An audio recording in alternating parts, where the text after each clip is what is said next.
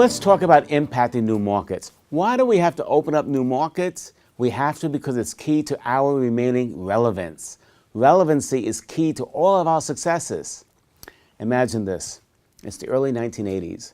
My mother, the late Miriam Carr, was a senior vice president of Chase Manhattan Bank. And like all big organizations, she was going through her umpteenth reorganization. And worried about whether or not she would succeed that reorganization, she asked herself, how do I stay relevant? Now, she knew at that time there was a tremendous amount of debt by the third world countries to the big banks. And she realized that many of them in South America couldn't even get rid of their products. They couldn't sell them. So she had this idea. She said, let me go down to the third world countries, speak to the politicians, and let me see if they'll agree to have me help them export their products. And then she would trade those products to companies like China, who in turn would trade their products to some other country. And before you know it, those products were getting out into the marketplace, and those countries were getting money back for the products.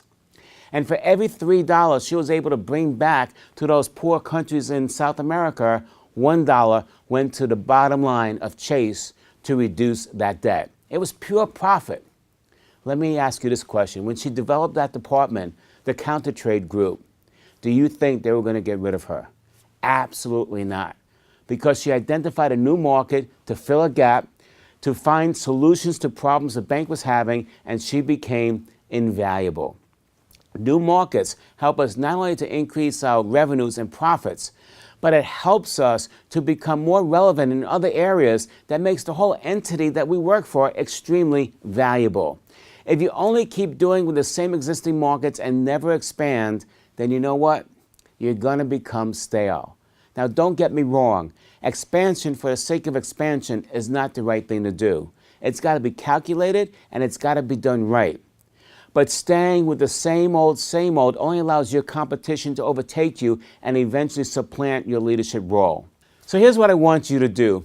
When you do your next strategic planning session, think about how you're going to put a stronger hold on your leadership position in the market. And sometimes it means going into new markets. And when you go into new markets, find those markets that are germane to what you do, that have issues that you can solve immediately so that you can have a tremendous impact from the get-go.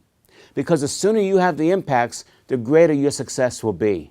And remember, staying with the same old does not keep you in a leadership position. We all have to keep expanding as time goes on.